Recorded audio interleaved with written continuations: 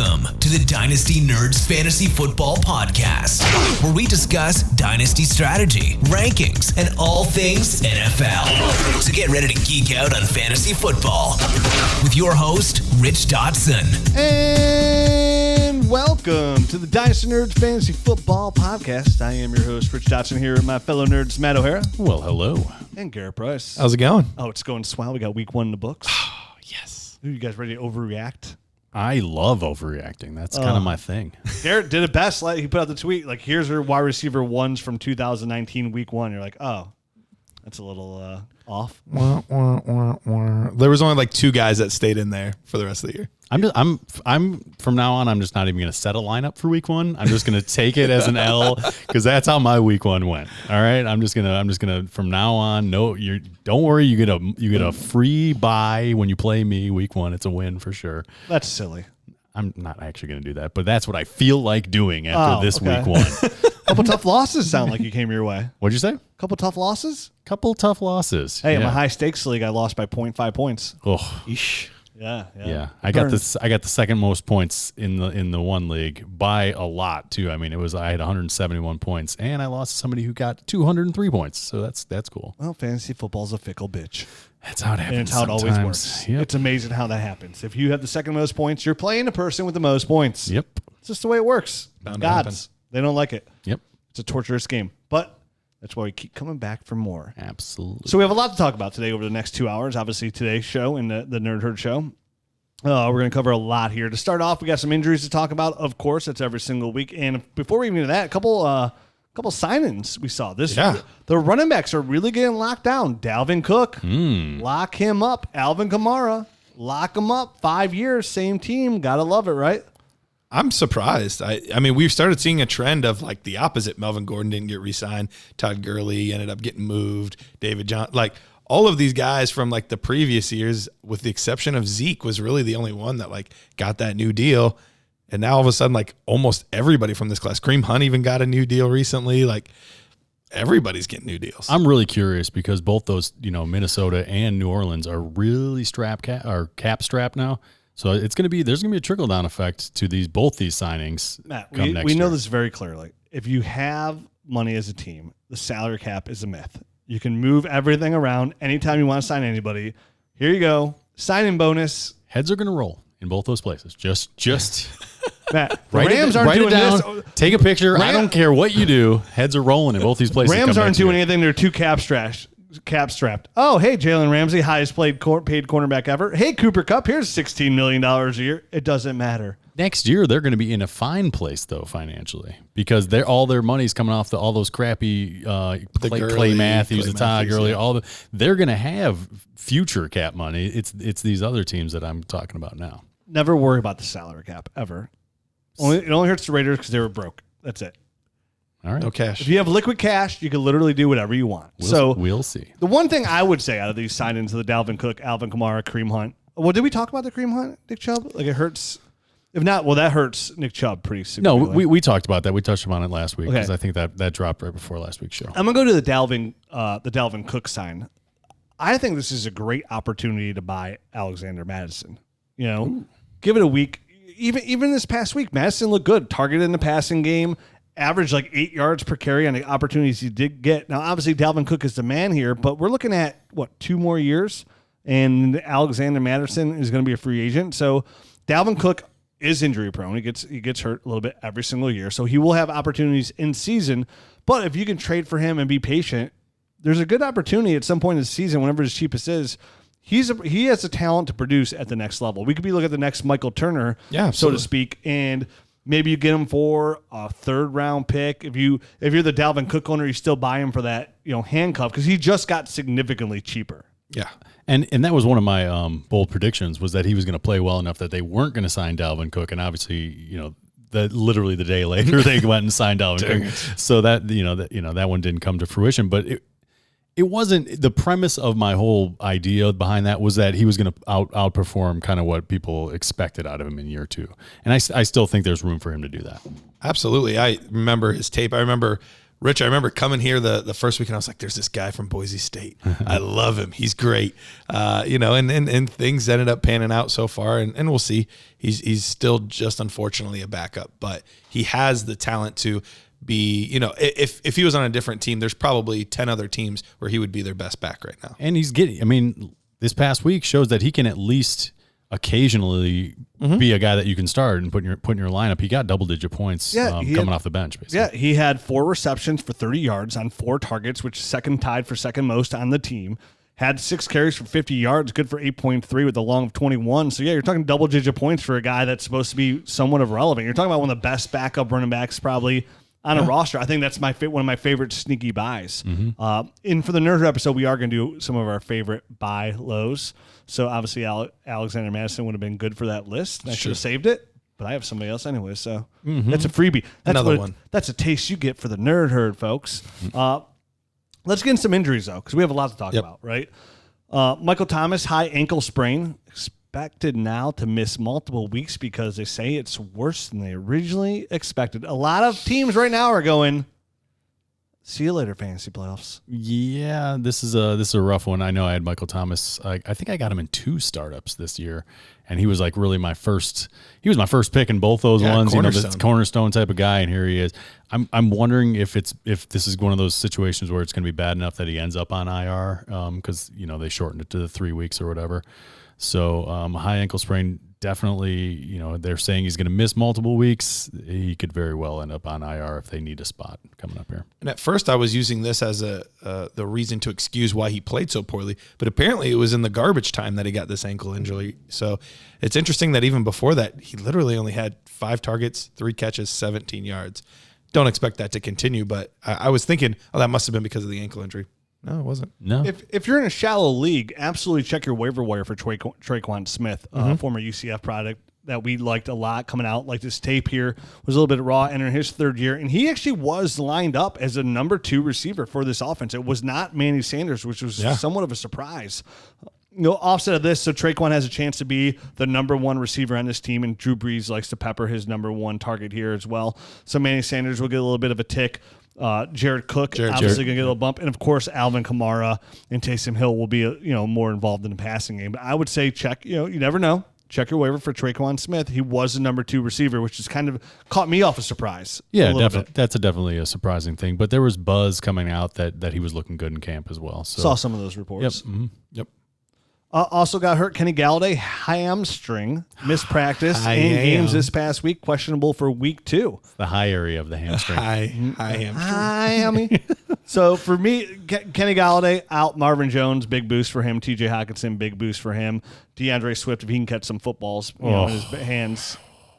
Gut wrencher. Yeah, that was tough, man. That was tough. He had 3 before that, and he looked great. And that was just that. That was just one that he's going to have nightmares about forever. Yes, indeed. And I think the big beneficiary there you already mentioned was TJ Hockenson. I think he definitely got a little bit more of it, a little bit more action with Galladay down. Preseason these hamstring injuries, these soft tissue injuries are going to be an issue. And these hamstrings, unfortunately, when you got somebody this early and they're missing multiple, games with a hamstring, those tend to linger. They absolutely do. And come back. Yep. And then this is no doubt a result of just the fact that they had to ramp things up so quickly and, the shortened, truncated offseason. I mean, we're week 1 and we're taking out 2 wide receiver ones out the gate, and the number 1 wide receiver out there today, who is now actually named Devontae Adams. Followed up with DeAndre Hopkins, because it's one thing I was talking to a buddy about. I was like, man, I love how everybody's like, so much chopped about DeAndre Hopkins. For some reason, he got faded, a little bit in fantasy football, and I'm like, oh, that's kind of weird because he's still my number 2 receiver overall in Dynasty. And you got him in our startup with league industry. Wait a second, it's like I got him in the 3rd. Well, maybe he's coming back because he's coming back now. He's on Arizona. Maybe this is somewhat of an issue. And I'm like, why is this an issue? Oh, he just only had 18 targets, and Kyler Murray went to him all the way. And Christian Kirk, people were like, oh, I like Christian Kirk. And I was like, I've never liked Christian Kirk. Why do you like Christian Kirk? What's there to like about him? Oh, it's 1 target? Oh, that's nice. Have fun with that. Did he only end up getting 1? Because I was watching the Red Zone channel and they popped into that. And it was him missing a deep pass. Maybe it was more. I know. It wasn't he a had lot. one Okay, yeah. It I'm wasn't guessing one. Okay, all right. Which is all he deserves. All right. Because they should all go to DeAndre Hopkins because he's just that good. It's like really is. him. Same thing. Michael Thomas last year, same bit. Michael Thomas, Devontae Adams, DeAndre Hopkins. Chuck it. Just every time. Throw the ball at them every time. Guess what? You're going to win most of those battles. Yep. More injuries. Cortland Sutton, AC sprain, almost played yesterday, but seems like he's likely to play for week 2, which is good news. Jerry Jeudy was beneficiary there, led the team in targets, and it was okay. I think That Noah. was okay. I think Noah Fant as well. He got involved at least in the first half. He looked really good. Led the team in targets. Yeah, I believe Jeudy led the team in targets. Fant led the team in yards production. Yep. We also have Devontae Parker, his hamstring as well. His hamstring's quite common. Trending out for week 2, which is no good, which is Preston Williams. I know Preston Williams did not perform at a high level, but did lead the team in targets. Only 2 receptions, but did have 7 targets. Brandon Ayuk, hamstring, missed week 1, but likely for week 2. Unlike Deebo Samuel, who had a setback and now on IR, so he's out for minimum 3 weeks. George Kittle, knee sprain, day to day. Did you see that play? I did. Yeah. It could have been way worse. It could have been way worse, but it was a little bit on the QB, man. That was a high throw, and unfortunately, it was a bad timing with him coming down and the defender kind of hitting his knee right at the same time. But Jimmy Garoppolo, Scary. average at best. He's below Kirk Cousins, which says a lot for me. Ooh. I got somebody to send me a trade offer because they saw I needed a quarterback and they had plenty. They gave me Jimmy Garoppolo for a 4th round pick, single QB. I was like, okay, wow. yeah, I'll take it. I mean, I would take it for a 4th for Yeah. sure in a single QB. I didn't even any want him, but I was like, quarterback. I'll take him. Yeah, I mean, you could flip that for a 3rd right now, probably to someone else in that. I need him for the bye weeks. Okay. Blake Jarwin. A lot of news coming out about Blake Jarwin coming out here and be this, hey, upside, hey, downside, you tore your ACL. Yeah, that's a bummer, man. That's a player that I think they were leaning on a little bit, but now it's going to go to Dalton Schultz, right? Yep. He's kind of the next man up. He was a guy out of Stanford a couple years back. So, Which really means CeeDee Lamb. yep, love me some CD. Hey, at least Blake got paid. Yes, he did. Yeah, Get the perfect timing. Marlon Mack. Ooh, hey, Definitely going to be talking about this. going into next year, right? You're going to be a free agent and part of that running back. Ooh, you tore Achilles for a running back. Ooh, not good. That's not what you're looking Not for. good. A good thing they drafted a talented guy. I don't know the name of Jonathan. What's his name again? Jonathan Taylor. Jonathan Taylor. That's right. Thomas. He's the one from Home Improvement. Hey, you know who leads all rookies in receiving yards? Jonathan Taylor. You know who I was worried about in their pass catching ability? Jonathan Taylor. God bless Phillip Rivers and his running back throw-in destiny because it's all he does. It doesn't Check it matter who you down. are. Hey, Austin Eckler, you like your one target? Well, guess what? Jonathan Taylor had 6, and he caught all 6. Hey, Nyheim Hines, you want 5 targets? Listen, you're gonna get 5 targets too. Caught all 5. You want to pass catch and running back? Whoever playing with Phillip Rivers. Follow Rivers around. I think Jordan Howard could be a pass catching back with Phillip Rivers. Oh, easy now. Listen, Well, he does throw a nice little soft It's just pass. a- He's got a very loopy, very easy ball to catch. that is very positive. You're right. It's possible. Maybe. He Saying probably there's a at chance. least 60% probably, which is better than 60% of the 0.1%. time, it works every time. You can't throw it 15 to 20 yards down the field. No. So this is absolutely fantastic news for Jonathan Taylor, who looked really good running the ball as well. So Nyheim Hines, a great pass catching back. I think they both will be involved here. But if Jonathan Taylor's going to be involved like that in the passing game, we're talking top 8 fantasy football running back.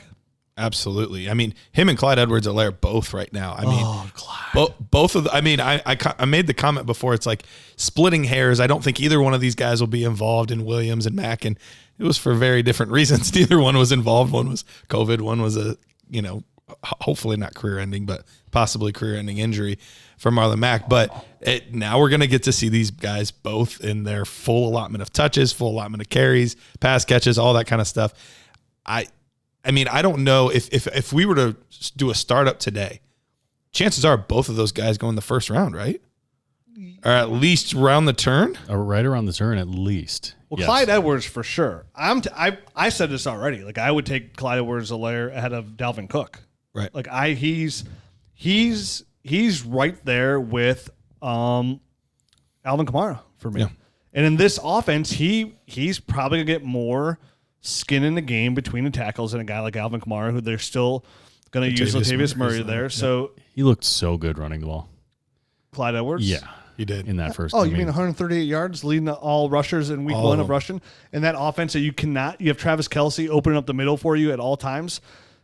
And he wasn't even catching passes. And the funny part was the announcers were talking about like some of the great holes, like that would change. Like it's that offense. There's always going to be great holes. So Clyde Edwards-Helaire for me, I'd have no problem taking him as my third overall running back. Well, there's Zeke there. But even then, like, I mean, with the age, you're getting so many extra years with Clyde Edwards-Helaire. So it's crazy to say you take him ahead of Zeke, but like I would rather like take him probably ahead of Zeke. And if you're being fair about it, you can argue even higher because of the offense he's in.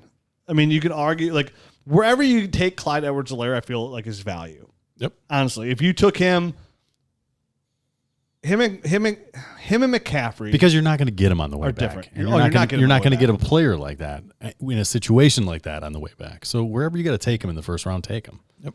And feel good about it because you have a really good player for a long time. And it comes back where Saquon's like an elite talent, but the offensive line's terrible. Terrible. I mean, dude He had negative yards going into the second half. Negative 0.7 yards on contact. Yeah, is where he was at because he was getting hit so far behind on contact. So for him, it's just like for now and for the foreseeable future, Clyde Edwards-Helaire is not only a talented running back, but in the best situation. And we always say scheme and situation trump just about everything. You know, is Alvin Kamara the best? We say it all. You know, that's what I've been saying forever. No, but he's in the right situation and the right scheme. Who just got locked up? So for me, I would be okay taking Clyde in a dynasty startup.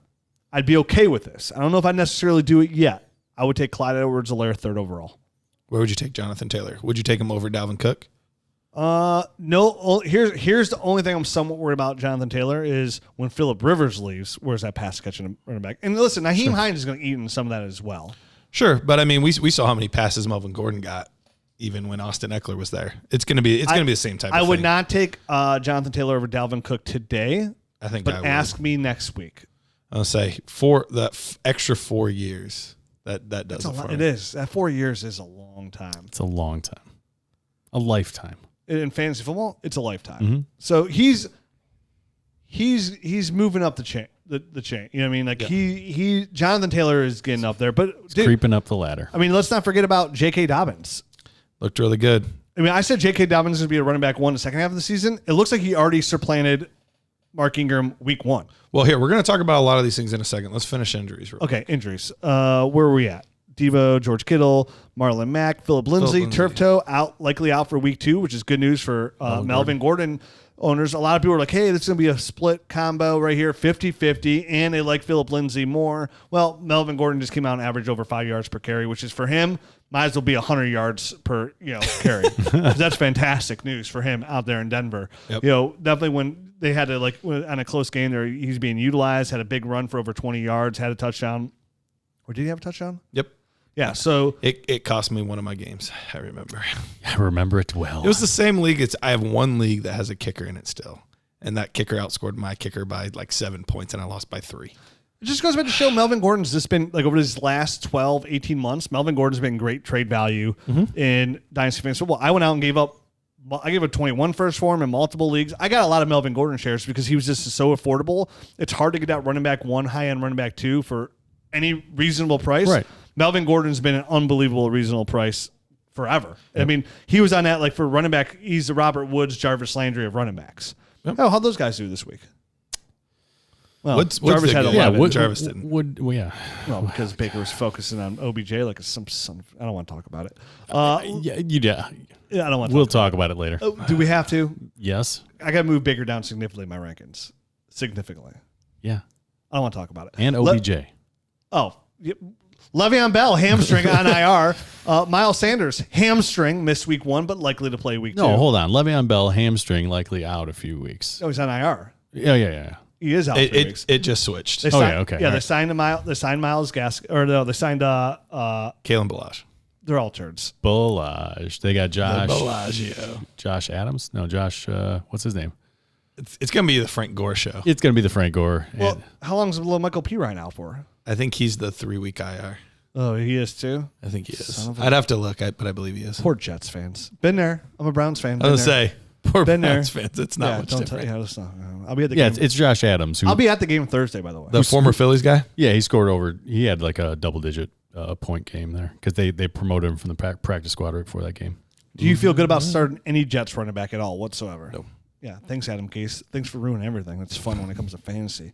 And then James Conner, ankle, sounds questionable for week 2. Who did well in that, Rich, in that game? Benny Snell? Yeah, the guy that you poo-pooed. The only other player to get over 100 yards this week on the ground. When I mentioned him as a valuable backup, you poo-pooed it. Well, he And looked now good. he is looking good. He looked good, but I wouldn't be surprised if Devontae Freeman signs with Pittsburgh. You're going to want to know why? James Conner didn't even look that good when his ankle wasn't hurt, to be honest with you. Fair. And he's my number 1 sell, James Conner. I would take a sandwich for him. Any sandwich? Any delicious sandwich. Spam sandwich? What about a non? I've never eaten spam before because it looks bad. It does look bad. I've never tried it. I've never tried it. But And I it's try, just dude, not a I fan. try everything.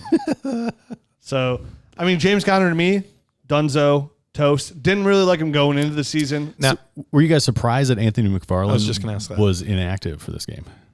A little bit. Because A Benny little bit. Snell is Benny- so good. Dude, Benny Snell looked good. I'm No, not he gonna re- lie. he really did. He did. He moved well. He had some burst to his game, and I liked it. And obviously Jalen Samuels, he was in there for the pass catching role. So it might have been one of those things where the rookie wasn't quite up to speed yet, and they'll probably have him activated. Obviously now, right. I was gonna say that you see that quite a bit with like those later round rookie running backs. It seems like they kind of have to wait for their injury shot to like really get in there. That happens. Seems to happen quite a bit. Like Damian Harris was literally all last season, which that was more than I expected. But it seems to happen with those guys a lot.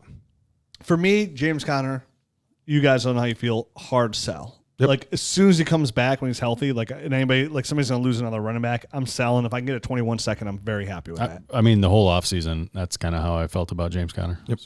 Well, we were kind of saying there's no way he's just great story. Yep. But when it comes to running back, he's just another guy. Yep. So Yeah, I mean, unfortunately. this was like the epitome of a 2-year guy. You should have gotten rid of him while he was kind of on top. And So we're gonna do right now. We're each gonna name one preseason call that you feel good about today, and then one we're kind of worried about. All right, Matt, you want to go first? do I want to go first? Catching me off guard. He said, here. Matt- "Nope." Garrett, Catching me Garrett, off you go guard. first. Garrett, give me a call that you made preseason that you feel good about. Well, of course, forever in my lifetime, I have been hyping up Darius Slayton, and he looked pretty fantastic last night. Another 100-yard game, 2 touchdowns. The narrative I kept hearing all offseason, well, Shepard is still the wide receiver 1, and when everybody's there and healthy, Ingram will be the main target. Wait, that was the narrative? That was the narrative, Sterling Shepard was the wide receiver 1? especially amongst the analytics community. Crappy narrative. Crappy narrative. Wasn't a doubt in my mind Darius Slayton was the number 1. So Yep. I got so many shares. That's why we have so many shares of him. But yeah, I mean, he looked fantastic, and that's a good defense. The Steelers are a very good defense. 2 touchdowns over 100 yards. Looks fantastic. Yeah, he's a high-end wide receiver too. Yeah, I was actually going to ask the question: is there a chance that you think he finishes as a top 18 guy this year? He's already a wide receiver 1 right now, anyway. No, Top 18? Yeah, I can think- envision that for sure. I think there's definitely room for him up there. Yep. a defense that's just okay in New York, so gonna be struggling. Constantly be in these games, throwing the football. Saquon helps open up a little bit here. We'll see. I mean, he should immediately get the number 1, cornerback, which kind of hurts. And let's see what happens when Golden Tate comes back as well. He missed this week. Yeah, Danny Dimes, throwing him the ball. There's no doubt that he's going to be at least a top 18 type of guy. Well, it helps too. I always love it when those young quarterbacks come in at the same time as a receiver, and neither one were the starters right away. Got to play a lot together and kind of moved up at the same time. Moved up at the same time instead of having a young quarterback being overshadowed by 2 really good big personality wide receivers on one team. I don't know any teams that have done that. I mean, whatever. There's that way to do it, and then there's this other way to do it, and whatever way you feel comfortable bringing along a young QB. It's a good start to the year. For sure. The points that he got week 1, it's a great foundation for him to enter that top 18. I mean, now if he can just basically stay healthy and be consistent, put up double-digit points, he's a top 18 fantasy receiver. So he's a mid-range, high-end wide receiver too. And if I had to predict today how he's using that offense, that he's their deep threat, which we always knew he was, because Sterling Shepard and Golden Tate are going to be underneath, and Golden Tate's great with the ball in his hands, but he's going to be their big play receiver. And Evan Ingram dropped a couple too many balls that I cared for yesterday. So for me, I could totally envision that. I'd actually lean towards high-end wide receiver too, with a chance to flirt with that back end wide receiver 1 numbers if we see more of guys like perfect. Yeah, Michael Thomas. Miss some. He's going to miss 3 weeks, so chances of Michael Thomas finishing as a wide receiver 1 drop significantly when you miss literally a third of the season. Right, Kenny Galladay, he's banged up right of now. the season. I know what you meant. Yeah, you know what I'm talking about. Yeah, we all know that your math is a little wonky. Well, dude, arithmetic's hard. You're going to start throwing divisions in there, and it's like, no, I don't know. It's a little tougher. So, yeah, I love Darius Slayton. One of my favorite preseason predictions for the last 2 years has been Jerick McKinnon. Hey, so Jerick McKinnon came into the game, tied for second most targets on the team, had 13.4 points in PPR leagues, scored a touchdown, should have had another touchdown, just missed it, just missed it down at the 1. So to me, Tevin Coleman does not look fantastic at all. He's done. So Raheem Mostert looked great. He led the team in targets, had some big runs there, so he looked great too. But we all know Kyle Shanahan with Deebo Samuel. They just signed Mohamed Sanu today, but with Deebo Samuel on IR for 3 weeks, Brandon Ayuk still banged up. No true big threat in the receiving game. I mean, Jordan Reed was probably their number 2 receiver out there behind George Kittle. George Kittle with the knee sprain, we don't know how that's going to linger him because he saw nothing after that knee sprain whatsoever. He's pretty much just a decoy out there. To me, all my talk of Jerick McKinnon being that wide receiver, running back 2, when healthy in a receiving game, speaks volumes for what he did. Is exactly how he came out week 1 is how I look him to be. Raheem Mostert, the guy, him still getting some carries between the tackles, which was great, but mostly viable in that passing game. He's going to have a couple games where he busts out some big runs off of that, and he'll get his touchdowns. I think what Jerick McKinnon's really going to benefit in this offense is the touchdown. Like it's offense is going to move the chains, and he'll be in that position. A lot of play calls going him in the red zone, which is going to be fantastic for his value. It's kind of what everything how he was used week 1 was kind of how I envisioned he'd be used. And I expect that role to expand a little bit more as well. And I think you're totally right. Once they start, feeling him out and make sure that he's healthy, I think that role is going to expand. You know what I mean? I think this is them kind of easing him into a role because he hasn't played in how long? 2 years. 2 years. Over that. Yeah. Longer than 2 years. Yeah, it's been 3 years since he's actually played. Right. So it's been a long time. They're going to ease him in, I think, but that likely will expand. Mid-range running back 2. Yeah. And that's what I thought. And as far as my my preseason thing, I obviously the Aaron Rodgers bold prediction that he was going to throw for 4,500 yards and at least 35 touchdowns, I was way off. You're halfway there. No, because he's on pace right now for 5,800 and 24 yards and 64 touchdowns. So I was way off. He's gonna way outperform that one. So that's not the prediction I was right on.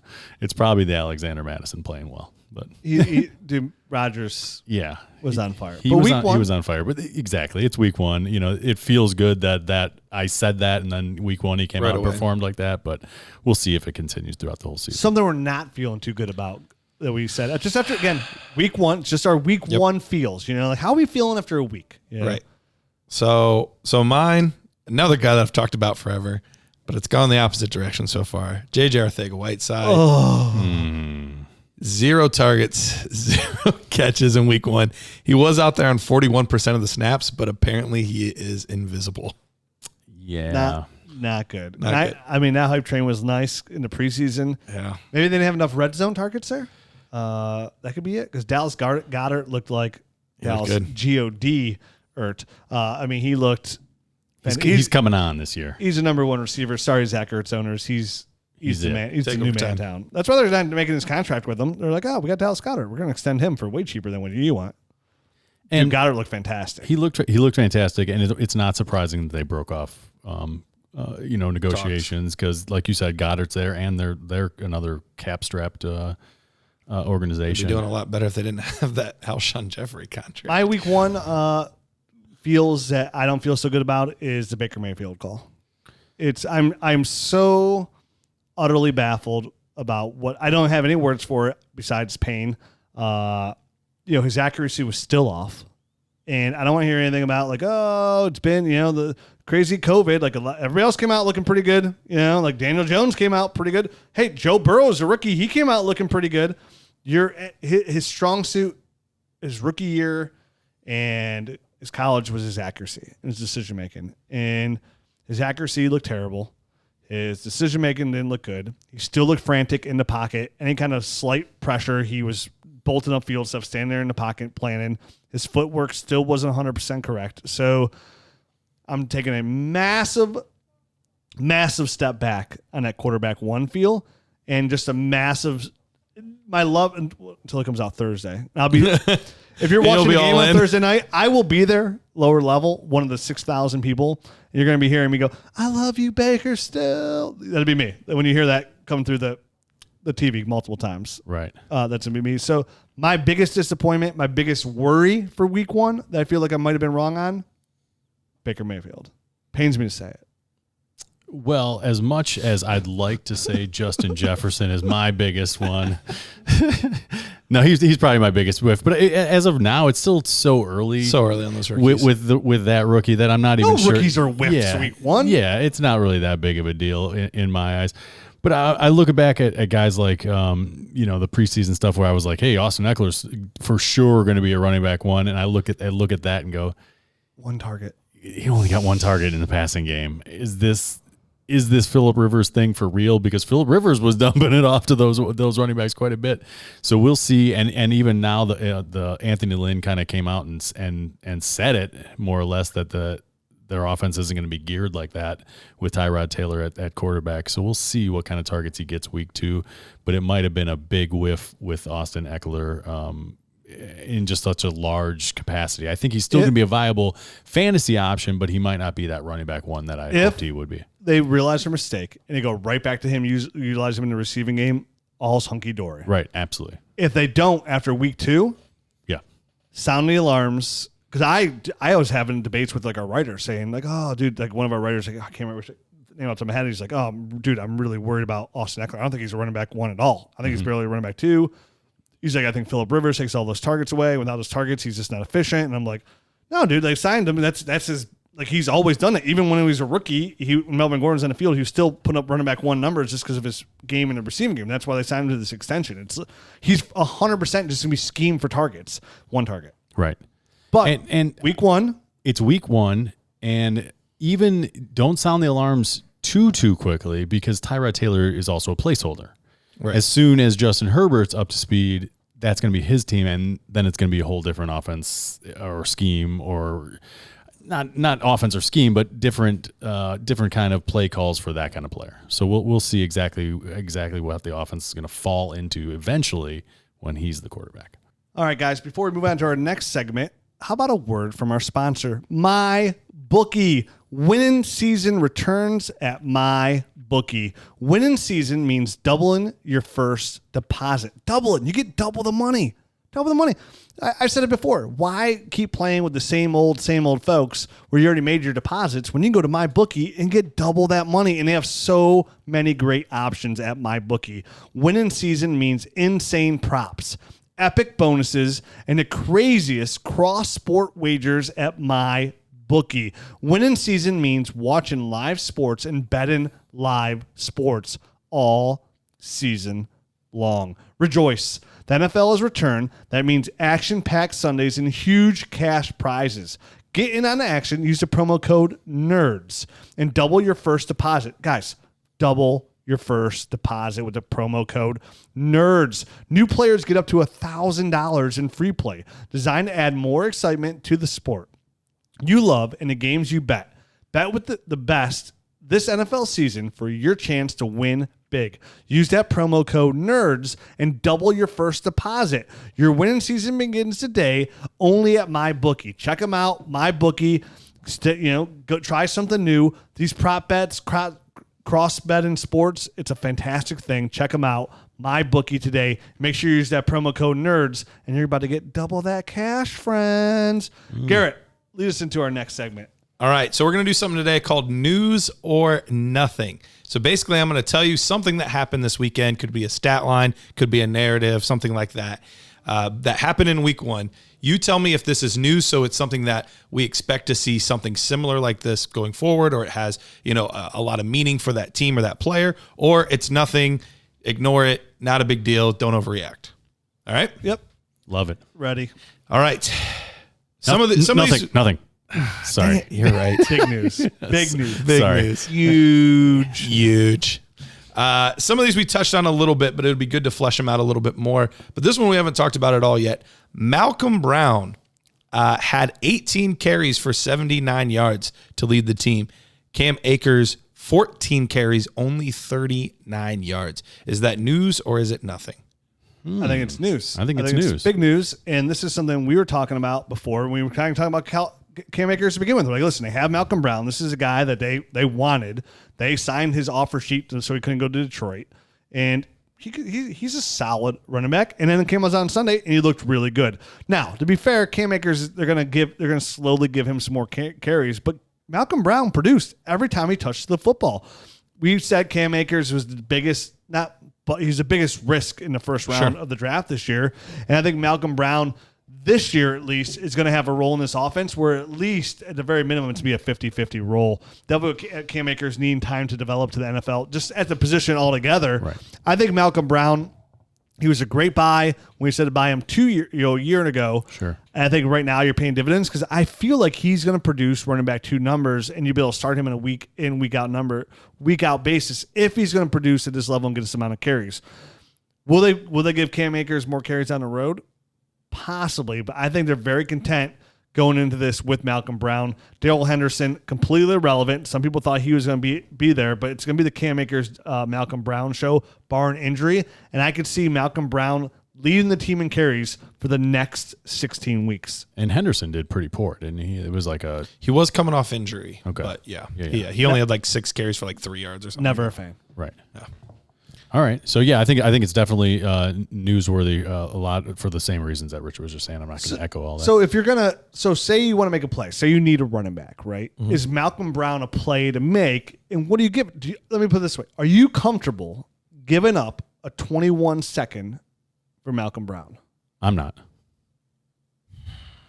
I'm not there. Need a running back. I'm not there with him. I'm not there. It's hefty. But say you're a contender though, so it's a late second for Malcolm Brown. Still not there. Okay. Nope. I just don't see. I think the price is fair. I just don't see a situation where I feel comfortable putting him in my lineup. I think that's the hard part. Will he have weeks where he's, RB2, RB3 level type of guy, and he probably could? Yeah, but I'm always nervous there's that one week where they just decide to throw the ball a bunch that week, with Jared Goff, or, Akers gets all the touches, or for some reason Darrell Henderson's the guy that week, So I probably lean towards no. And it was only 4 more carries than Akers. That's I think the point that I was in my head. I'm like, it's only 4 carries. Like I know the production was vastly different. So Malcolm Brown was a lot more efficient with his touches, but that doesn't mean that next week he's going to be a lot more efficient. So for me, it's. I'm definitely not going up to a second. If somebody was like, "Hey, dude, I'll give him to you, Malcolm Brown for a third," I would definitely make that trade because I think on my team I could justify that. I would justify a third. I too would not give a second for Malcolm Brown because I do like I said earlier, a 50-50 split. What Malcolm Brown kind of being the lead starting guy. I think Malcolm Brown does more with his carries than Cam Akers does throughout the year. But I don't think it's a long term. Yeah, right. Back to Garrett's point, it's the only reason he would ever be in my starting lineup is for a desperation type of maneuver. You know what I mean? I feel like there's better options out there. Okay. Well, a guy that might be in the similar range, let's go to this next news or noise. James Robinson took every single rushing attempt for the Jacksonville Jaguars in week 1. Is that news or is that nothing? Oh, that's definitely news, man. I think it was kind of expected that he was going to get the lion's share, but I don't know that anyone thought he was going to get all of them.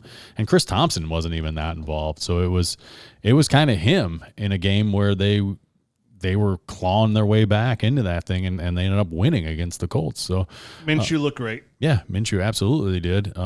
So yeah, I think that's definitely newsworthy because couple that with the fact that the front office came out and said, hey, we made this move to ship off Leonard Fournette in part because of James Robinson, what we saw in camp of this guy. So he must have impressed him enough, and they showed that they can trust him here in week 1. I agree. It's news. He averaged 3.9 yards per carry. The only thing that's going to shake it up is they bring another running back. I think he's going to be somebody that's not going to be like you, kind of like the Malcolm Brown effect. Like this team's still going to always be trailing and trying to play catch up, so they're going to rely on Gardner Minshew again, who looked fantastic. 3 touchdowns, completed 19 of 20 of his passes, had a QB rating of 142.3. To me, James Robinson did solid, but he's not a game breaker. He doesn't have the speed or explosiveness or burst to be that kind of running back. But it's news enough where like a flex spot play, an injury get you through, get in the red zone. You know he's gonna get the red zone carries. Yep. I think what I saw there too, though, is like you mentioned Chris Thompson. We thought Chris Thompson was gonna be very viable here because he knew the scheme from Jay Gruden, right? And that they're gonna be trailing all the way. They're gonna be throwing the ball. I think Laviska Shenault is gonna completely destroy his value whatsoever. I mean, not only is DJ Shark the guy to own there, but Laviska Shenault showed enough week 1. It's like, okay, like for somebody who I was really down on in the scouting process, like, well, they're using him in the right way. He's going to be used in a way where he can produce at a fantasy level. Yeah. And another guy I'll mention on this game as well, because I know we're just talking about James Robinson, but let's face, I mean, he plays for the Jags. He's just a Jag, right? They're probably going to draft a running back anyways, but still news enough where he got all the carries where that's all you need to be fantasy relevant. I think other news to take out of here as well is like we had DJ Shark, and who was going to be the other receiver out there? We were really questioning. And I mentioned a guy before that I was like, this guy could just put together and make his hands better. Like he's got good work ethic. Sure. Keelan Cole. Keelan Cole led the team in targets, caught all 5 targets for 547 yards and a touchdown. Mm-hmm. And he's always been hit and miss, but he's one of those guys I've always had in the back end of a lot of my rosters because exactly what I said. If he could put together, he could be relevant, right, in Dynasty. Just relevant, which is not saying he's a producer, relevant. Led the team in catches, led the team in targets. So and back to your James Robinson point, I think the difference between James Robinson and Malcolm Brown, because I see them in similar lights just like you, I wouldn't feel comfortable putting either one of them into my starting lineup unless it was like a bye week or an injury or fill-in type of guy. But the prices are vastly different. You know, James Robinson, some people just picked up off the scrap heap or got in the last round of their draft, where you're talking Malcolm Brown, you're talking throwing around a second or possibly a 3rd-round draft pick for that guy. That's where they differentiate in my brain. Completely disagree. I would think James Robinson would cost more today than Malcolm Brown because of the Cam Akers effect. Well, today. But what you just paid for James, no one's trading him right. I got James Robinson off the waiver wire one leg. Exactly, that's what I mean. Like he was like a freebie guy that you just kind of throw on your roster and you feel great about. Whereas in Malcolm Brown, it's like you either had to pay for him like a year ago, or you're going to have to go out and spend this 2nd or 3rd round draft. It still blows my mind that some people play Dynasty don't have Twitter, because I got James Robinson because of Twitter. The news broke.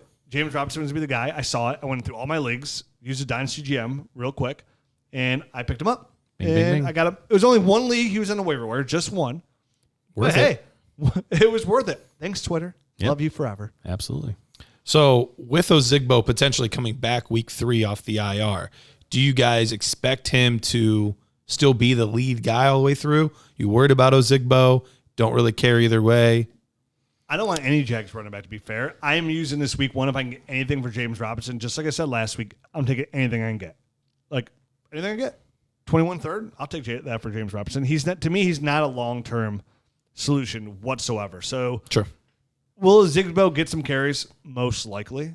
But I mean, 3.9 yards per carry for your first game is nothing to, And he looked decent with it too. It wasn't like, these were these huge holes and he got 3 point. Like he got some good yards. He had that hurdle there. Yeah, he did some stuff. Had long, 12 yards, that one run for 12 yards. So if you're a contender, are you still selling, or are you holding on just in case of injuries? I'm selling for all. Always looking for the profit. Yeah. Okay. To me, you got him for super cheap or free. And if I could turn that free into even a third, because then now I would have 2/3, and now I could package those 2/3, maybe move up in the second. You know what I mean? Like he could help me get somebody significantly better than what he is. It's just he's not long. Like he might be okay this year, but I am looking for where I got him. Unless I had no other running back too, unless I literally had to start him, which then if you had to start him, your Probably not a contender. Your team's not a contender anyways, and all he's going to do is give you maybe a win that you don't want to get. So even more reason to sell James Robinson. He's a sell. Easy. For me, Matt, I don't know how you feel about it. He's an easy sell. I'm definitely fine selling James Robinson. But for a third, at least a third. Like, I'm not taking a fourth because the fourth is meaningless to me, but a third or better. Mm-hmm. All right. We touched on this a little bit, but I do want to still go over it. CEH did not produce much in the air. In fact, not at all in the air. Taylor did not produce much on the ground. Is that news or nothing? Nothing. That's nothing. Yeah, I mean, I would think both of those guys will level off and kind of normalize in the roles that we think that they're going to specialize in. Taylor obviously is going to be the guy that's gaining the lion's share of his yards on the ground, and Clyde Edwards-Helaire I think is just going to be a multifaceted guy that does both really well. I think it just didn't work out for him to be. He had one target in the passing game for Clyde Edwards, one catch. None. None catch. No catch. Okay, yeah, none.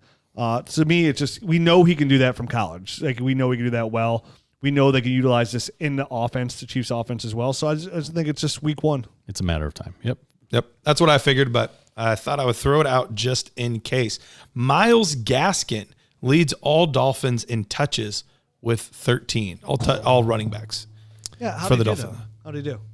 9 carries for 40 yards, and then 4 receptions for 30 yards or something like that. So it wasn't god awful, huh? I think. Oh, I'm sorry. I was thinking Payne Barber for a minute. 2 touchdowns, average 1.7 yards. Yeah, per it was carry. bad. That's what I was thinking. 2 touchdowns though, baby. It slipped my mind. I literally mixed the two up there for a second. But I think you're burying the lead there with the Matt Breida. Like, where the hell was his production? So they both averaged 4.4 yards per carry.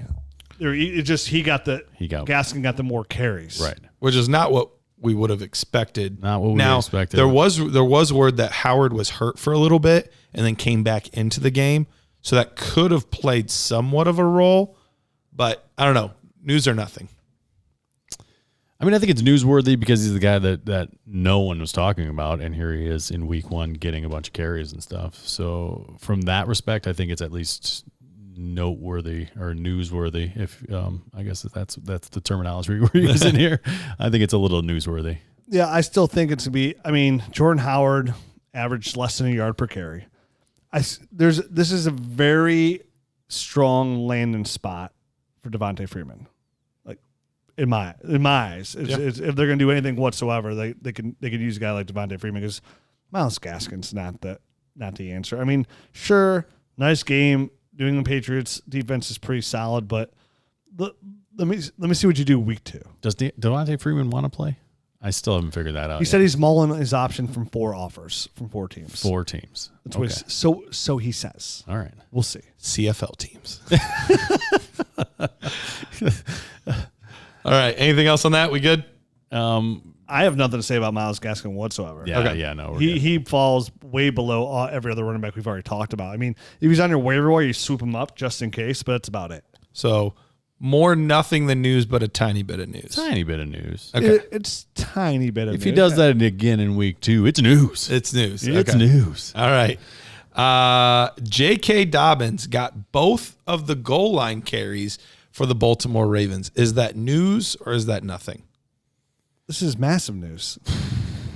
I love me some JK, so it doesn't really surprise me. Yeah, listen, J.K. Dobbins, I thought was going to take mid-season to overtake Mark Ingram. Mark Ingram looked a little bit slower than he normally did, granted, week 1. But he might just look slow next to a young, spry rookie. But the thing is, they drafted him in the 2nd round. They know he's the future. There's no harm making Mark Ingram still get some carries, but make him the change of pace back. And J.K. Dobbins is the guy there. In this offense, that's a running back 1. Sorry. The most running team in the NFL with a guy of his skill set in an RPO action is a running back 1.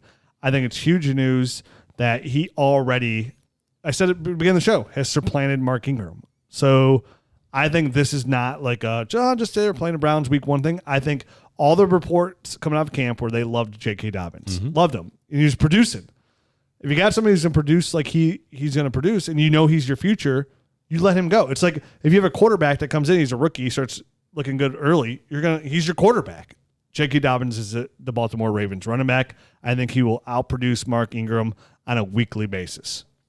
I agree, man. I love J.K. Dobbins. I think I thought also that it would take a little bit more time for this to kind of shift in his direction, but I mean, we weren't there in the practices. No one was, So we're getting the first kind of tipping of their hand that maybe J.K. Dobbins has looked really good in the offseason. And the biggest thing is what Garrett said. He got both goal line carries. It wasn't like one for you, one for you. He got both goal line carries.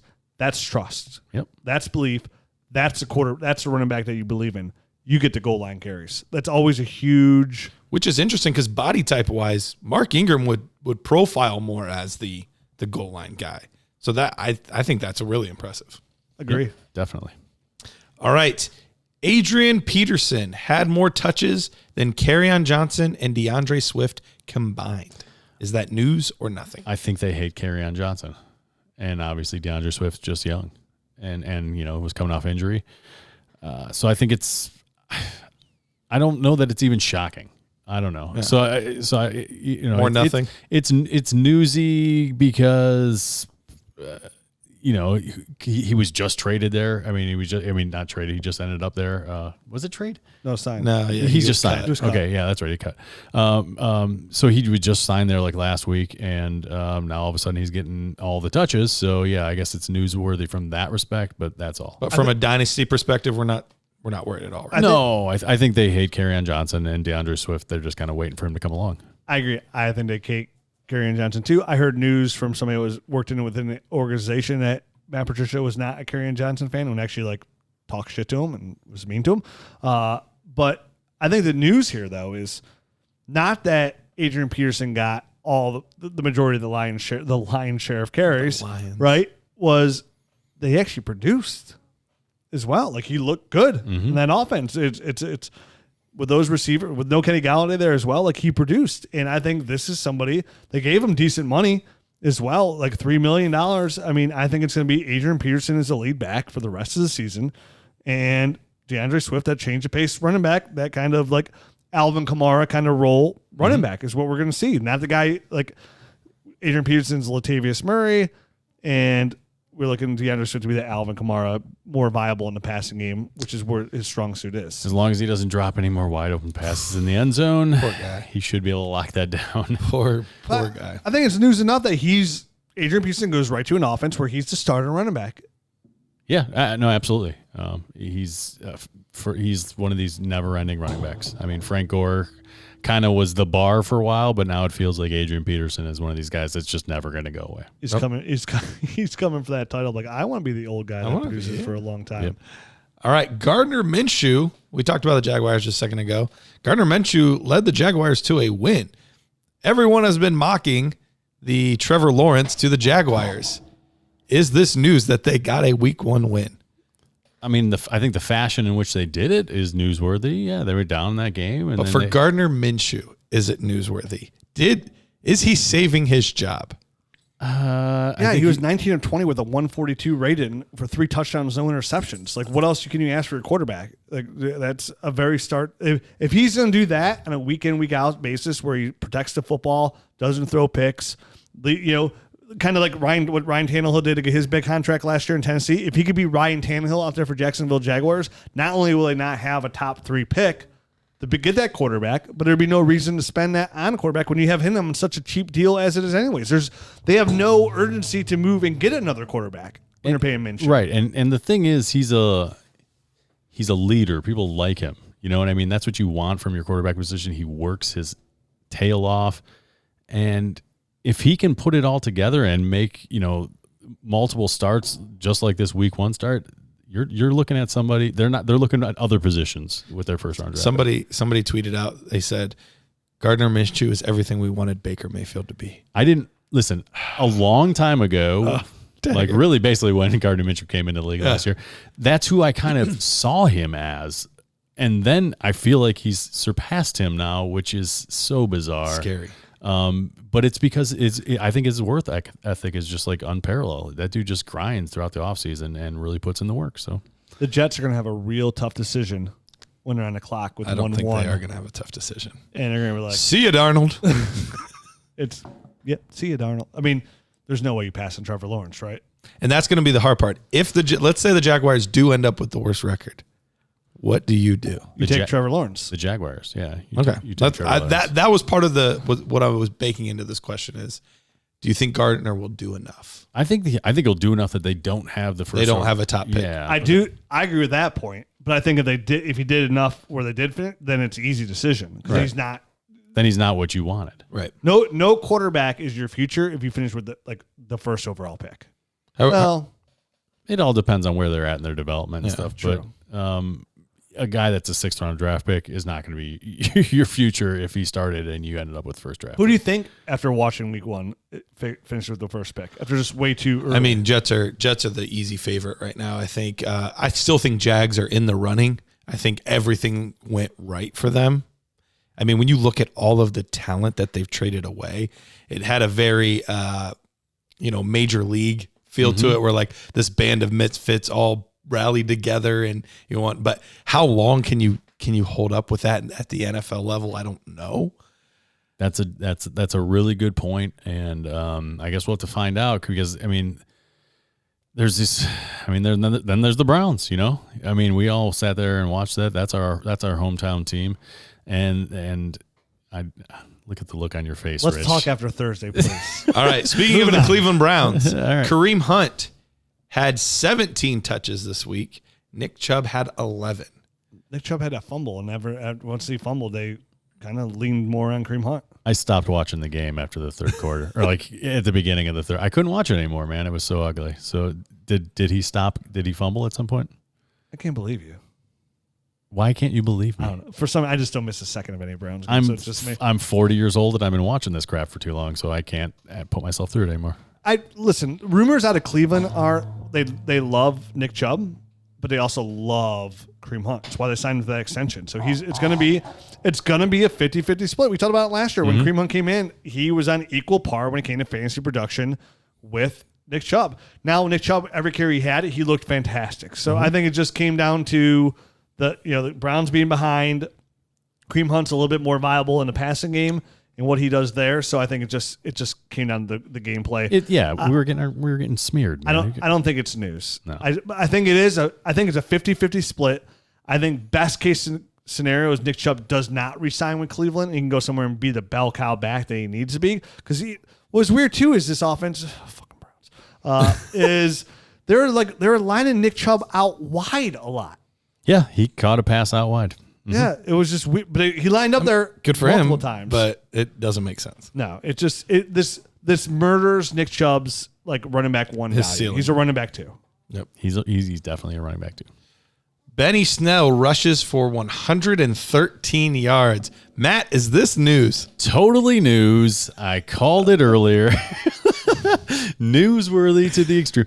And the reason it's newsworthy is, look, year 1 of Benny Snell and year 2 of Benny Snell, I feel like you're looking at a completely different player. He slimmed down quite a bit. He looked a lot like quicker in and out of his breaks. And there was even a play where, Jabril Peppers, a pretty fast, agile guy, for all respect, just took a horrible angle on the guy and he busted off like a 15, 20-yard run. So I think he's transformed his body a little bit. I think he definitely plays with the right type of attitude for the Steelers running back. And James Conner is a guy that none of us in this room, I don't think, trusted fully going into this season. We thought it was going to be another player, Anthony McFarland, that was kind of going to be the guy, but he'll still get his shot. He'll still get his shot, but I think Benny Snell right now is starting to earn a little bit of a role in this offense because he looked good in between the tackles. He looked good getting outside. Let's see him do it more than week 1, obviously, but I think it is news because I think there's a good chance that he locked in the starting running back role right there, and it's in very worst case it's him, James Conner, splitting carries. Did you guys watch that game? Yeah. What did you think of the announcers, the college announcers, Kirk Street and? Fantastic! Yeah, I thought it was great. I thought listen, they do a fantastic job. They really do on college football. I think they're the best tag team, announcing duo out there. Yeah, I thought it was absolutely fantastic. So to me, I mean, I thought they were great. I wish they were permanent. Yeah, so do I. But to be fair, too, like I thought the new crew sounded good Steve too. Levy and I think Louis Riddick does a bang up job. I think he's so knowledgeable when it comes to the game. Like the guy could be a GM of an NFL franchise that good. And Levy's great too. I didn't really care for Brian Griese too much, but for the most part, I thought they did. Compared to what they did last year, yeah, he's the weakest link for sure. Goodbye. But compared to a booger, I'm good. Yeah. Hey. Overall, major upgrade all around. And Jason Witten the year before. Dude, Herb Street and Fowler are they're fantastic. Untouchable. Unbelievable. I just loved, the one. I know it was a one-off type of thing, but I would love to have them like just every now and again. I still don't know why we don't have 2 Monday Night Football games every week. It really brings me back to like the Pat Summerall, John Madden. Yes. Is that with Fowler and Herb Street? Just like the epic... Just the iconic voices of the two guys calling the game really made it like jump off the page for me. They're the best. Yeah, they really are. They really I mean, I'm a huge Al Michaels fan too. He's great. But Chris Collinsworth. When it comes to like my favorite combination, it's easily Fowler and Herb Street, and that's to hear them do an NFL game just goes, oh, I wish I could get this every. Yeah. What? Give me Sunday Night Football if you want. Like, I mean, hey, you're calling college. Granted, I know they have to take time off and spend a week and get all these news and notes. But like, hey, can't you do college Saturday and football Sunday or something like that? But can't you get to some intern to do like your news and notes and all that kind of stuff? And just all you got to do is pack up and show up on Monday night. I also agree with Garrett. Like, I'd much rather see 2 Monday night games than a Thursday night game. Yep. Like Thursday night football is just always bogus, man. It's never enough time to prepare. You're cheaping the players out. It's just too short of notice. I'm not a big fan of Thursday Night Football, to be honest. Me neither. I'm going to watch it always because it's football. It's football, but it's on. Not a big fan. Yep, I'm with you. All right, I have one more, but I'm going to save it. I'm going to save it because it's a sneak peek into my deep dive stash that I'll have next episode. So I'm going to save it. Ooh, for the next episode. Well, little teaser. Well, I mean, if you want to try that out right now, we're doing a free trial for 3 days of the Nerd Herd. Right, not now, but forever. Like if you've never signed up before, all you gotta go to dynastynerds.com, sign up, and you get a free trial. Being a member of the Nerd Herd. Being a member of the Nerd Herd has great benefits all around. You get our rankings, you get the Nerd Score, you get the Rookie Film Room, which we're updating right now on a weekly basis. We have 7 to 14 new games going up every single week in there.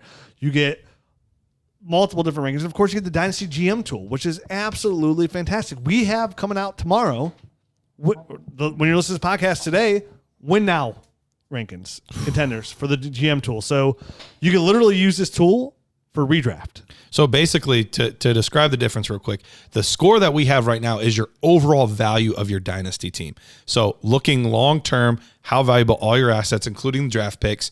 With the contender, we throw out the draft picks. We don't care about that for contender. And we're just looking at how your team is looking to win the ship this year. Julio Jones, guys like him, get a bump. Guys like, Robert Woods would get a bump. Older running backs get a bump. Tom Brady, Aaron Rodgers worth more in contender rankings than they are dynasty rankings. That's kind of the difference there. So if you want to see where you're like, hey, my team says in the Dynasty GM I'm 6, but I won last year. Like, okay, hit that little toggle right there that says win now. Ooh, look who's number 1, which is huge. So it's going to see, what it's going to do is see if you're in the middle or if you should go for the championship. Mm-hmm. So if you open a Dynasty GM and it says you're the 6th best team, then you hit the win now and it says you're the 7th best team, blow it up. Blow it up because you are truly in the middle. Yep. So we can sit here and talk about the Dynasty GM for days. It has a trade calculator. It has your Dynasty portfolio. All your teams are in there in once. Like we always mentioned, we're going to update this tool constantly. We've already had multiple updates since it came out. The win now contender rankings are coming out now. Mm-hmm. We're calling them contender rankings because, obviously Dynasty, but of course you can use it for your redraft leagues as well. It's the exact same thing, basically. All I ask is you go to dynastynerds.com, try it for free. That's it. We're literally giving you 3 days to try this out for your Dynasty team. To me, I think it's the best tool out there in Dynasty Fantasy Football today. Am I biased? Of course. Rich, I want to tell you, I got texts from people I know that have been very cautious about joining Dynasty. It's like, Garrett, like, it's your nice little thing that you do. Like, that's cool. And then I had a couple of those guys literally text me 2 days ago. I literally had two different people text me and say, I'm actually dropping, and it's nothing against these guys. They're fantastic. But I'm dropping my Fantasy Pro subscription to sign up for my Dynasty Nerd subscription because I think the tool's that much better. Nice. I agree wholeheartedly. And it's we don't say things just to say things on this show. Sometimes, well, when it comes to fantasy players, we might say some things.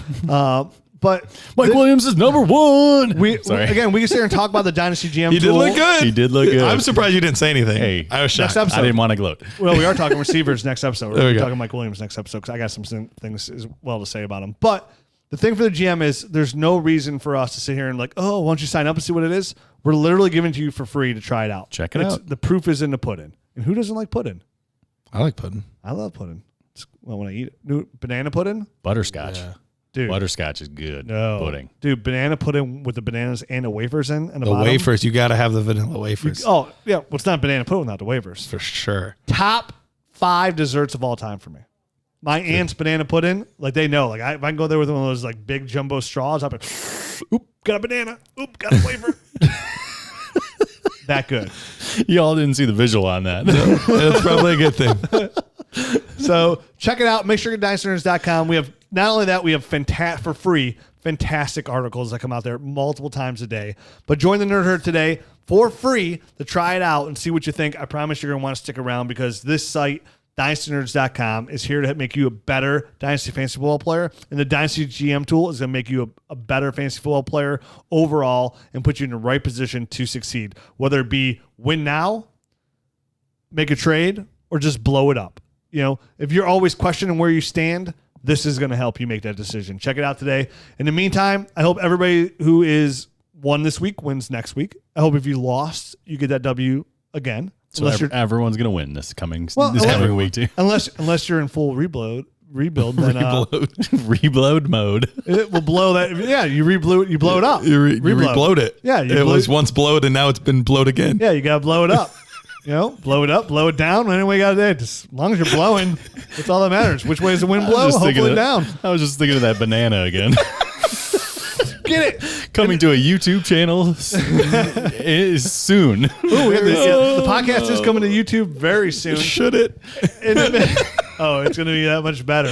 See how ugly I am. In the meantime, you always follow me on Twitter. You want to talk Dynasty, at Dynasty Rich. I'm at Dynasty Matt. I'm at Dynasty Price. Follow the site at Dynasty Nerds. Back next week, Nerd Herd. Adios.